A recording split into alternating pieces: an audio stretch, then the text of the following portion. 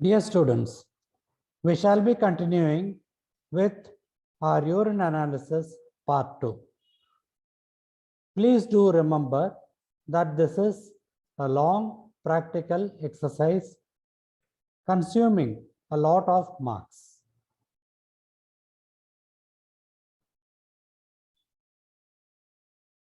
And the importance is given in the enclosure.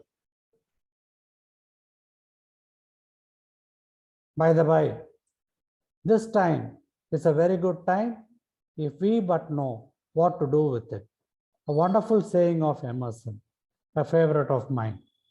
A happy new 2022 to all of you. In this class, we shall be taking up glycosuria. Last class, we had seen proteinuria and the physical findings. The presence of glucose in the urine is called glycosuria, and it occurs when the glucose level is 180 to 200 milligrams per deciliter. The major causes, as we all know, is diabetes mellitus and renal glycosuria. However, you people should know the other causes for glycosuria. These include Cushing syndrome, loss of the islet cells which secrete insulin due to pancreatitis or cystic fibrosis, glycogen storage diseases, hyperthyroidism, obesity, administration of steroids, and so on. Please do remember the entire list. This is a common question that you will definitely be asked in the practical viva. This particular test, all of you are familiar with from biochemistry upwards. 5 ml of Benedict's reagent is taken and 8 drops of urine is added. 8 drop is approximately equal to 0.5 ml. So there is a definite ratio that is being maintained, 0.5 ml to 5 ml. And hence, I call it as semi-quantitative and not purely qualitative or perfectly quantitative. It is boiled, allowed to cool, and the color changes are noted. All the sugars are basically reducing agents, and copper sulfate is reduced to cuprous oxide.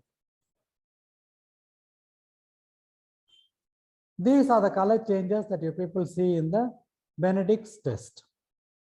A normal color of the copper sulfate, and on adding the urine and heating it, you find that there is a play of colors that is probable. If it is green, it is trace, yellow, low, orange, moderate, and brick red, high. The corresponding value is given below. I would like you people to kindly memorize this. It is not very difficult. Keep on adding 5. So 0.5 to 1, add another 5. It is 1 to 1.5, another 5. 1.5 to 2, another 5 greater than 2. That way we will be able to remember. And please do remember a condition called auto reduction. Sometimes all these changes happen even without adding the patient's urine. That is because the copper sulfate undergoes a reduction on its own due to impurities. This has to be ruled out before doing the Benedict's test. As I mentioned earlier, a positive Benedict's is not a definite diagnostic test for glucose. There are other reducing substances. At least the names of this we people should be knowing. Sucrose, pentose, fructose, etc. And also, what are the conditions where they are present? It can be because of metabolic diseases, or it can be because of renal glycosuria. And these are the various causes. Metabolic, for instance, in lactose, when there is a deficiency of lactase, or in celiac disease, you can get lactosuria. Please read this. Also, what are the other tests that can be done for the reducing substances?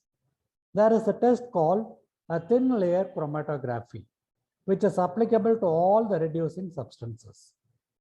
Apart from that, There are specific tests such as Selivanov's test or ferment yeast test, etc. These again, you would have already read in your biochemistry, but when you do answer in the exam, when asked, you people definitely score over your colleagues. What are the definite diagnostic criteria for diabetes mellitus? The following are the diagnostic features. 1. Fasting blood glucose greater than 126 milligrams per cent, or a fasting blood sugar 100 to 125 milligrams per cent indicates an impaired glucose tolerance. Earlier, this was 110 to 125, but the latest classification says it is 100 to 125. Also, symptoms of hyperglycemia and a random blood sugar greater than 200 milligrams per cent, or oral glucose tolerance test of 2 hours greater than 200 milligrams per cent. These are also diagnostic. So either the first one or the second are indicative of diabetes mellitus. There is a test called the HbA1c. This also has been a question for you in biochemistry. And when it is greater than 6.5 milligrams per cent, it is suggestive of diabetes mellitus. We call it a poor control. What else can we do in a case of a diabetic patient? One is the insulin blood level. When the insulin blood level is low, suggestive of diabetes, or when there are circulating antibodies to the insulin, again it is indicative of diabetes. So there is a play of diagnostic features which you people should know. And when I say blood sugar, it can be fasting, it can be postprandial, it can be random, etc. So please do read up all this, because the examiner will definitely ask you, how will you confirm the diagnosis of diabetes? And when I say blood sugar, how is it being tested? These are the methods of testing. One is hexokinase G6-PDH or GODPOD, glucose oxidase peroxidase method. These two are the tests which are being run in the laboratories nowadays.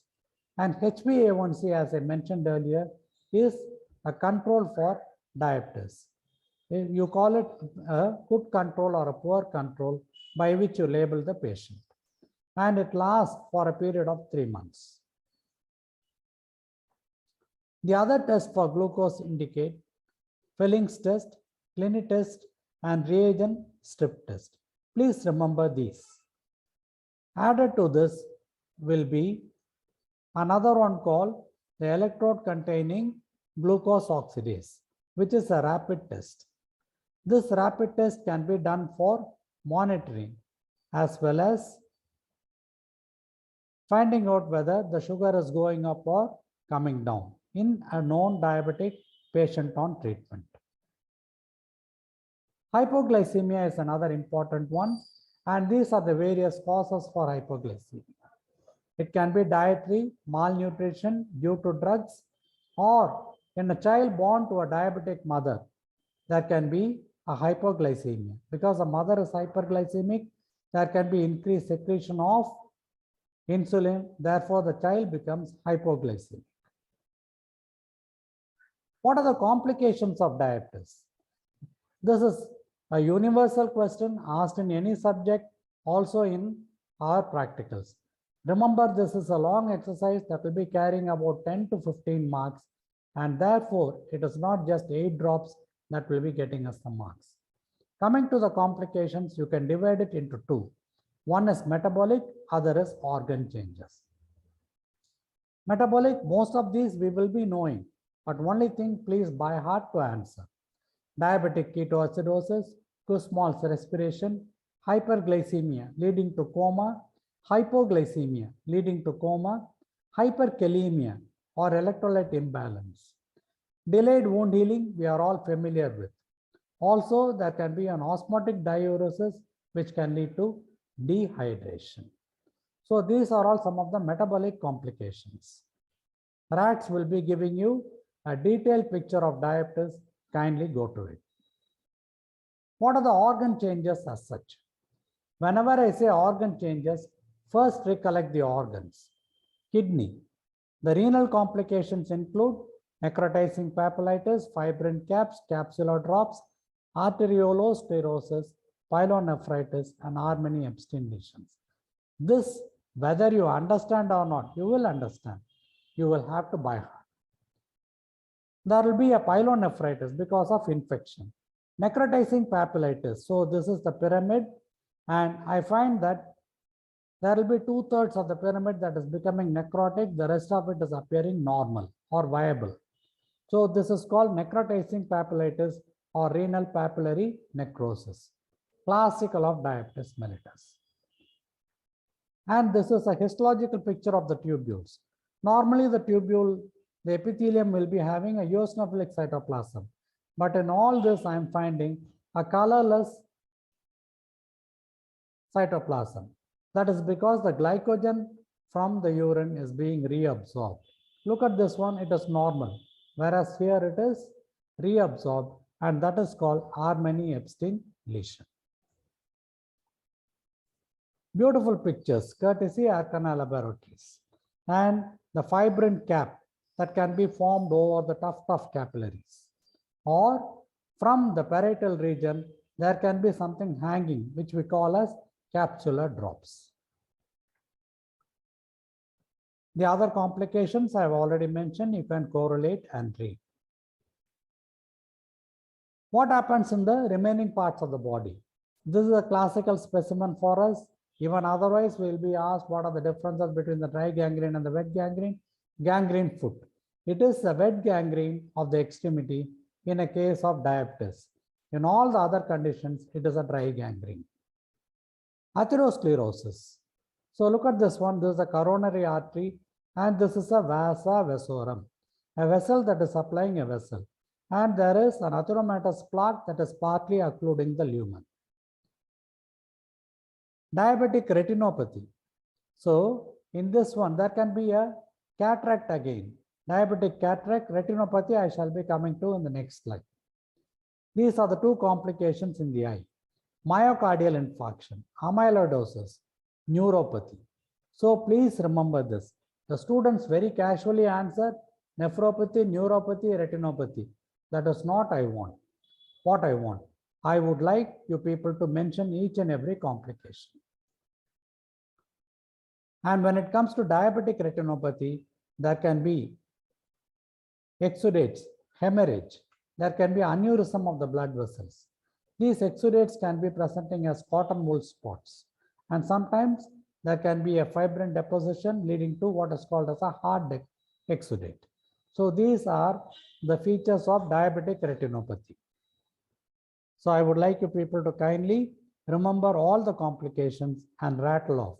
Please do remember, this can also be a theory question. Kindly go back to R.A.T.S. Peripheral neuropathy. The patient will be having a tingling sensation or even loss of sensation. And this is a vasa nervosum. Just like vasa vasorum, vasa nervosum is a blood vessel supplying a nerve. And there is a degenerative of the nerve bundles because of the vascular occlusion that you people are seeing. It can happen both to the myelinated as well as the unmyelinated fibers. This is called diabetic peripheral neuropathy. The next set of complications and the test that you people will be doing will be the ketone bodies. And what are the ketone bodies? These are intermediary products of fat metabolism. Intermediary products of fat metabolism. These are called the ketone bodies. And name them, they are acetone, acetoacetic acid, beta hydroxybutyric acid. What are the conditions where we can get the ketone bodies? Again, memorize it. Extremely important because you are going to do a R.A.T.S test. Immediately the examiner will ask you what can be the causes. Starvation, diabetes mellitus, prolonged vomiting, severe diarrhea, liver damage, or salicylate toxicity. These are some of the conditions where we can get the ketone bodies. Normally, it is less than 1 milligram per 24 hours. When it is in excess of it, it is ketonuria. And this is the R.A.T.S test. All of us would have done it in biochemistry as well as in pathology. Urine is taken and the R.A.T.S powder is added to it. Also, you find that the liquor ammonia is added along the sides of the tube. And after some time, you find at the junction of it, there is a purple ring that is formed if it is positive for the ketone bodies. And there is also a grading that is given over here depending on the color intensity. If it is going to be very pale, it is just 5 milligrams. If it is going to be intense, it can be as high as 160.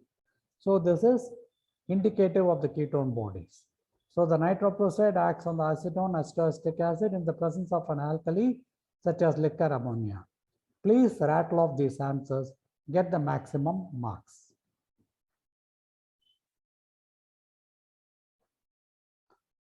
This is the next one, the bilirubin, bile salts, bile pigments, etc., which can be found in the urine.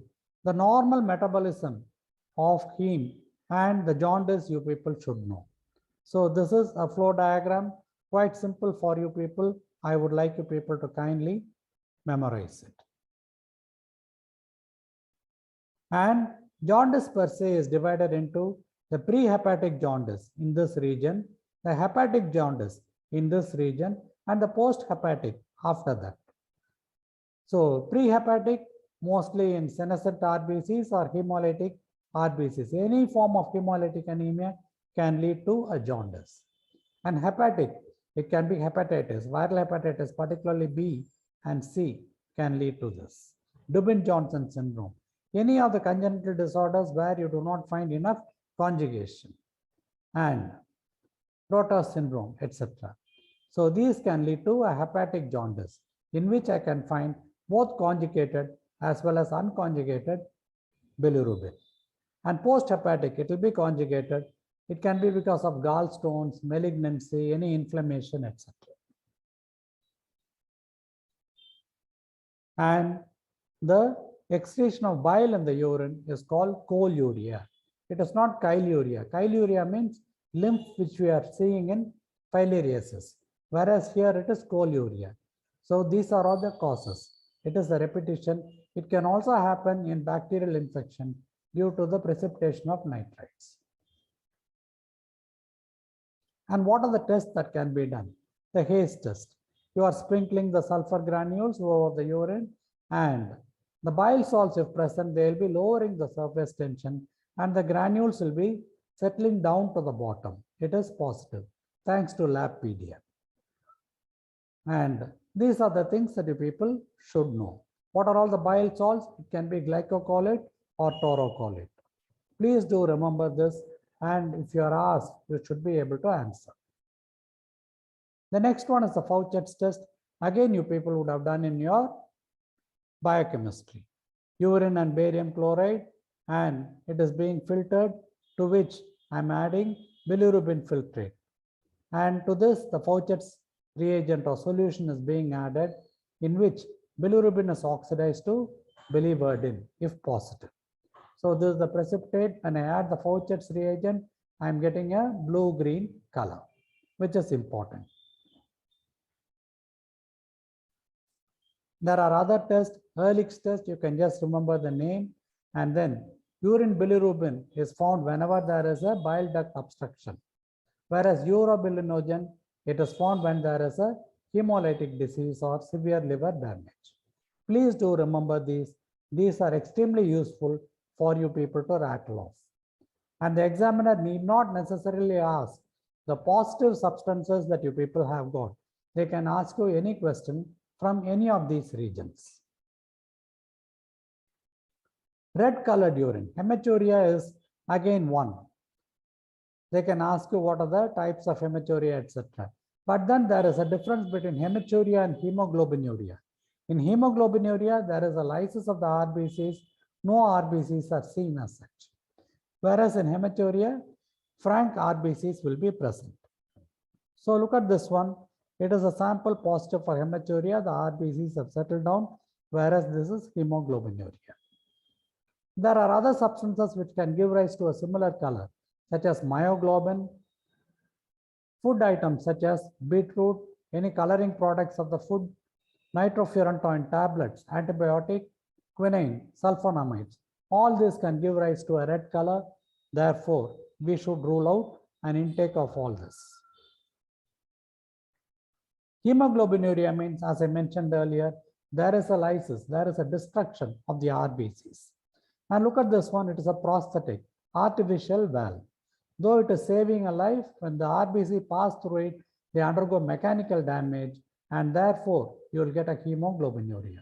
In the blood picture, I'll be finding these are called schistocytes or fragmented RBCs, classical of it. And there is also a production of nucleated RBC because more and more of the RBCs are being destroyed. Malaria is an infection where you can get hemolytic anemia, hemolytic uremic syndrome, any blood group incompatibility. In fact, you people should know the classification of the hemolytic anemias. There is a glomerular and a non-glomerular hematuria. Glomerular means there will be a proteinuria, dysmorphic RBCs, as well as erythrocyte casts. All these will be present. Whereas if it is going to be non-glomerular, there is no proteinuria, RBCs will be normal, and there won't be any erythrocyte cast. So glomerular and non-glomerular hematuria. What are these? We shall be seeing. So this is exactly. Hematuria can be a question for you people, and look at this one. The various causes are given. I would like you people to kindly go through this one. It is a beautiful picture that I have derived from the net.